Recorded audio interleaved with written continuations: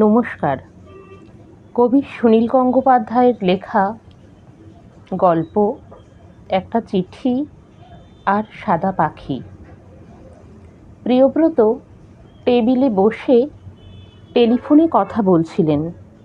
এই সময় বাড়ির কাজের ছেলেটি একটা চিঠি দিয়ে গেল। লম্বা খামের চিঠি, ডাকে এসেছে। কথা বলতে বলতেই তিনি খামটা ছিঁড়লেন। প্রায় 3 পাতা হাতের লেখা, বাংলায়। প্রিয়ব্রত শেষের নামটা আগে দেখে নিলেন। অরুণ, তার স্কুলের বন্ধু। অনেক দিন দেখা হয় না। সে তো অনেক বছর ধরে আফ্রিকার নাইরোবিতে থাকে। দেশে ফিরে এসেছে নাকি? ফোনটা জরুরি। দিল্লি থেকে সরকারের একজন বড় অফিসার তাকে কিছু নির্দেশ দিলেন। এখন চিঠিটা পড়া যাবে না। টেবিলের উপর রাখলেন। সেটা হাওয়ায় ফরফর করে উড়তে লাগলো। চাপা দেবার কিছু নেই, তাই তিনি চিঠিটা আবার তুলে রাখলেন পাশে একটা বইয়ের ভাঁজে। টেলিফোনে কথা বললেন প্রায় আধ ঘন্টা ধরে। তারপরেই কাজের ছেলেটি এসে খবর দিল বাইরে থেকে তার সঙ্গে একজন দেখা করতে এসেছেন। ইনি একজন কলেজের প্রফেসর। বিকেল 4টেয় একটা মিটিংয়ে প্রিয়ব্রতের যাবার কথা। ইনি নিতে এসেছেন। ও তাই তো। মিটিংটার কথা প্রিয়ব্রতর মনেই ছিল না। খুব তাড়াতাড়ি তৈরি হয়ে নিয়ে বেরিয়ে পড়লেন। মিটিং চলল প্রায় 8টা অবধি। তখন খুব জোরে বৃষ্টি হচ্ছে, বেরোনো যায় না। বাড়ি ফিরতে 10টা বেজে গেল। খেতে বসে প্রিয়ব্রতর মনে পড়ল তার অনেক দিনের বন্ধু অরুণ এতদিন পরে চিঠি লিখেছে। সেটা তো পড়া হয়নি। কোথায় যেন রেখেছিলেন চিঠিটা? টেবিলের উপরে নেই, কোনো ড্রয়ারে? একটুক্ষণ খোঁজাখুঁজি করার পর মনে এসে গেল চিঠিটা তো তিনি একটা বইয়ের ভাঁজে রেখে দিয়েছিলেন। কি বই যেন? টেবিলের ওপর সবসময় 3-4খানা বই থাকে। সেগুলো মাঝে মাঝে বদলে যায়। টেবিলের ওপর রাখা বইগুলোর পাতা উল্টে উল্টে দেখলেন, কোনোটায় চিঠিটা নেই। তবে গেল কোথায়? একটু চিন্তা করতেই আবার মনে পড়ল বইটা রবীন্দ্রনাথের গল্পগুচ্ছ। সে বইটা টেবিলের ওপর দেখা গেল না। বাড়িতে শুধু তিনি আর তাঁর স্ত্রী মানসী। কাজের ছেলেটি রাত 9টার পর বাড়ি চলে যায়। প্রিয়ব্রত তাঁর স্ত্রীকে জিজ্ঞেস করলেন, মানসী, তুমি কি গল্পগুচ্ছ বইটা টেবিল থেকে সরিয়েছ? মানসী বললেন, না তো। তোমার বই সরাতে যাব কেন? প্রিয়ব্রত বললেন, বইটা দেখতে পাচ্ছি না। মানসী বললেন, কি বই বললে? গল্পগুচ্ছ? ওহো, আজ বিকেলে আমার ছোট বোন সুজাতা এসেছিল। সুজাতা বলল, অনেক দিন রবীন্দ্রনাথের গল্পগুচ্ছ পড়িনি। খুব ভালো লাগে আমার। দিদি, এই বইটা 2-3 দিনের জন্য নিয়ে যাব? আমি বললুম, নে। প্রিয়ব্রত বললেন, তুমি দিয়ে দিলে আমাকে না জিজ্ঞেস করে? মানসী বললেন, তাতে কি হয়েছে? গল্পগুচ্ছ তুমি 1000বার পড়েছ। প্রিয়ব্রত বললেন, তবু আমার যখন তখন কাজে লাগে। তাছাড়া ওই বইয়ের মধ্যে আমার একটা খুব দরকারি চিঠি ছিল। মানসী বললেন, সে কথা আমাকে বলে যাওনি কেন? প্রায় ঝগড়া লেগে যাচ্ছিল। প্রিয়ব্রত অতি কষ্টে নিজেকে শান্ত করলেন। সকালবেলা উঠেই প্রিয়ব্রত মানসীকে বললেন, এক্ষুনি সুজাতাকে ফোন করো, বইটা ফেরত দিয়ে যাক, অন্তত তার ভেতরের চিঠিটা। কয়েকবার চেষ্টা করবার পর মানসী বললেন, এই রে, সুজাতা তো কালই বলেছিল ওদের বাড়ির ফোন কয়েকদিন ধরে খারাপ হয়ে আছে। প্রিয়ব্রত আবার রাগ চেপে রাখলেন। সুজাতারা থাকে পার্ক সার্কাসে। সকালবেলায় কিছু জরুরি কাজ সেরে প্রিয়ব্রত বেরিয়ে পড়লেন। একটা বাস ধরে চলে এলেন সুজাতাদের বাড়ি। সুজাতা আর তার স্বামী সোমনাথ দুজনেই অফিসে চাকরি করে। সোমনাথ বেরিয়ে যায়, সুজাতা এখন তৈরি হচ্ছে। প্রিয়ব্রতর কথা শুনে সুজাতা জিভ কেটে বললেন, এই রে, বইটা খুব দরকার বুঝি। কি হয়েছে জানেন, কাল আমি রাত জেগে বইটা পড়ছিলুম। সোমনাথ জিজ্ঞেস করলো, কি বই? তারপর কেড়ে নিতে চাইলো আমার কাছ থেকে। এখন তো রবীন্দ্রনাথের অনেক গল্প নিয়ে টিভি সিরিয়াল হচ্ছে, তাই ও গল্পগুলো একবার পড়ে নিতে চায়, মিলিয়ে দেখবে। আজ আমাকে কিছু না বলে বইটা নিয়ে অফিসে চলে গেছে।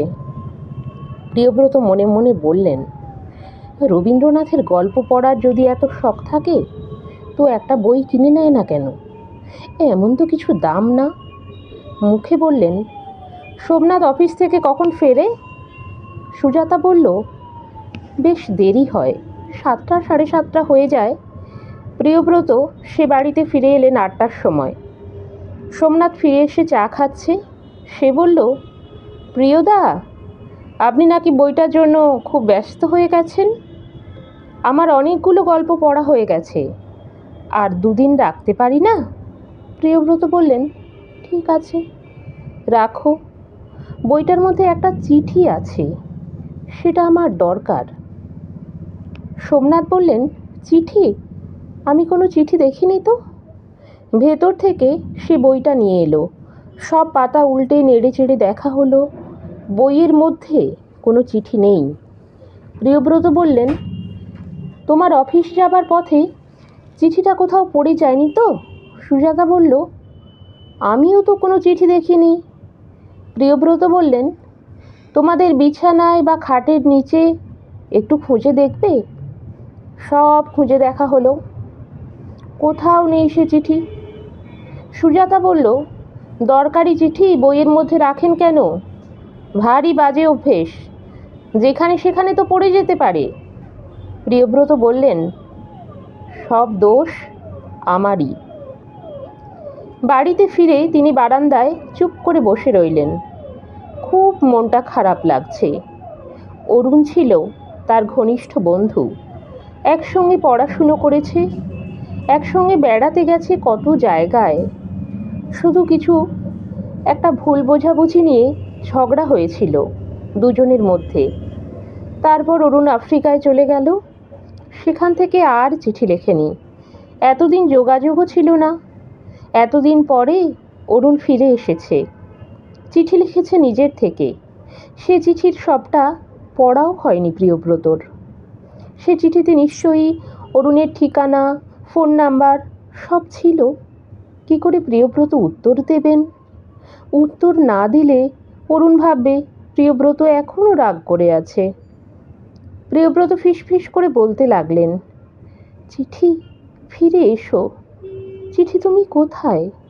কোথায় তুমি পড়ে আছো বলো, আমি সেখান থেকে তোমাকে তুলে আনবো। চিঠি, চিঠি, আমাকে দয়া করো। কিন্তু এভাবে বললেই কি চিঠি ফিরে আসবে নাকি? চিঠির কি প্রাণ আছে যে মানুষের কথা শুনবে? কিচ্ছু হলো না। রাত বেড়ে গেল। এরপর ঘুমের মধ্যে প্রিয়ব্রত একটা স্বপ্ন দেখলেন। আকাশে এক ঝাঁক পাখি উড়ছে, উড়তে উড়তে গোল হয়ে ঘুরছে।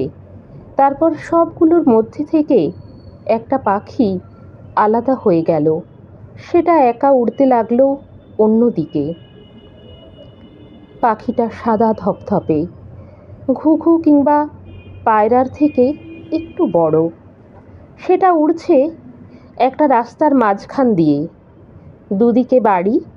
প্রিয়ব্রত স্বপ্নের মধ্যে ভাবলেন, এটা কোন রাস্তা, ঠিক চেনা যাচ্ছে না।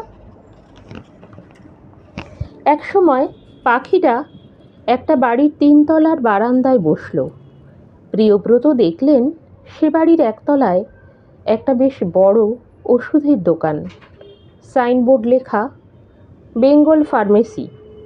তারপরই স্বপ্নটা ভেঙে গেল। সকালবেলা উঠে স্বপ্নের সব মনে পড়ে গেল।